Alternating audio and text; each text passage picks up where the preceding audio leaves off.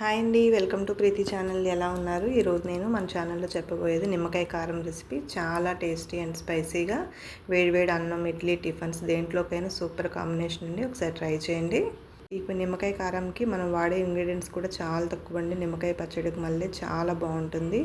వేడివేడి అన్నంలో కానీ టిఫిన్స్లో కానీ అన్నిట్లోనూ బాగుంటుంది. అట్లాగే ఈ సమ్మర్లో చాలా మంచిది హెల్త్కి కూడా. పెరుగన్నంలో తింటే అట్లాగా వెళ్ళి తినేస్తూ ఉంటారు, అంత బాగుంటుంది.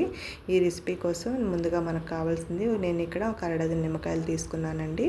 నిమ్మకాయలు బాగా పండిన నిమ్మకాయలు తీసుకున్నాను. ఇవైతే రసం ఎక్కువ వస్తుందని ముందుగా నిమ్మకాయలన్నీ కూడా హాఫ్గా కట్ చేసేసుకొని పక్కన పెట్టుకోవాలి. చూడండి, ఇట్లా సగానికి కట్ చేసేసుకొని ఈ నిమ్మరసం అంతా కూడా ఒక బౌల్లోకి తీసేసుకోవాలి. గింజలు రాకుండా మనము తీసుకోవాలి.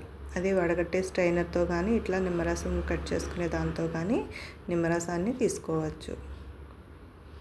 నిమ్మరసం వచ్చిన దాన్ని బట్టి మనం మిగతా ఇంగ్రీడియంట్స్ అనేవి యాడ్ చేసుకోవాల్సి ఉంటుంది. ముందుగా ఈ నిమ్మకాయలన్నీ కూడా కట్ చేసేసుకుందాం. నిమ్మకాయ పచ్చడి బదులు ఇలా నిమ్మకాయ కారం అనేది ట్రై చేయండి. చాలా స్పైసీగా బాగుంటుందండి. నేను చెప్తాం కాదు, మీరే నాకు కామెంట్ చేయాలి, అలాగే లైక్ చేయండి ఫ్రెండ్స్. ముందుగా ఈ రసం అంతా కూడా తీసేసుకున్నాను. ఈ నిమ్మకాయ తొక్కలన్నీ కూడా పొడి చేసుకొని మనం సున్నిపిండిలో వేసుకుంటే అది కూడా ఉపయోగపడే. ఇప్పుడు ముందుగా తీసుకున్న నిమ్మరసం చూడండి, కప్పుతో కప్ అయింది కదా, ఈ కొలత ప్రకారం తీసుకుందాము. ఒక వెడల్పు గిన్నెలోకి తీసేసుకొని ఏ కప్పుతో అయితే నిమ్మరసం అనేది ఒక కప్పు వచ్చిందో దానికి సగము కారం తీసుకోవాలి. కారం అనేది నేను ఇక్కడ మసాలా కారమే తీసుకున్నానండి. మీరు పొడి కారం అయినా సరే యాడ్ చేసుకోవచ్చు.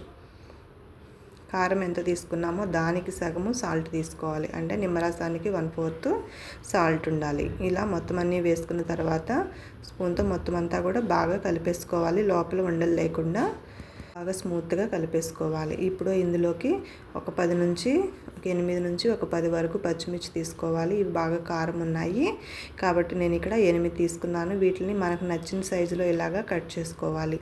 చూడండి, ఇట్లా నేను డైమండ్ షేప్స్లో వచ్చేలాగా చూడటానికి బాగుంటుందని అట్లా కట్ చేసుకున్నాను. ఇలా పచ్చిమిర్చిని మనం నిమ్మకారంలో వేసుకోవడం వలన పెరుగన్నం అలా తింటున్నప్పుడు ఇవి నిమ్మ తొక్కలు తిన్నట్టుగా పచ్చిమిర్చి నిమ్మరసంలో ఊరి ఈ కారానికి అది సూపర్ కాంబినేషన్ అండి.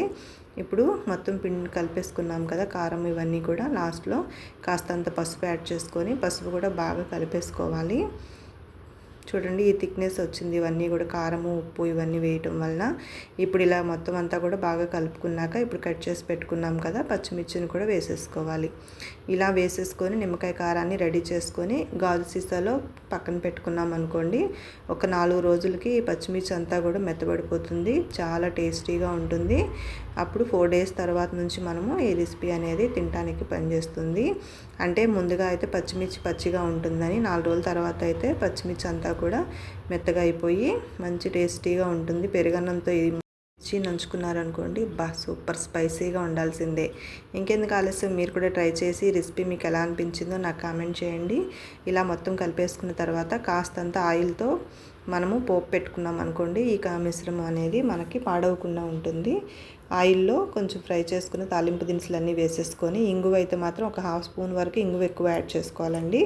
ఇవన్నీ ఫ్రై చేసుకున్న తర్వాత తాలింపు అంతా పూర్తిగా చల్లారిన తర్వాత ఈ నిమ్మకారంలో వేసేసుకోవాలి. ఇలా తాలింపు వేసుకోమనుకోండి, ఆయిల్ పడుతుంది కదా, ఇది పాడవకుండా నిమ్మకారం అనేది మనం బయట పెట్టుకుంటే 1 మంత్ వరకు ఉంటుంది. అదే ఫ్రిడ్జ్లో పెట్టామనుకోండి మ్యాక్సిమం 3-4 మంత్స్ వరకు పాడవకుండా ఉంటుంది. ఇంకెందుకు ఆలస్యం, మీరు కూడా ఒకసారి ట్రై చేసి ఈ రెసిపీ ఎలా అనిపించిందో నాకు కామెంట్ చేయండి. కొత్తగా చూస్తుంటే please like my channel, please subscribe my channel. Thank you for watching. Like చేసేయండి, కామెంట్ చేయండి. Thank you.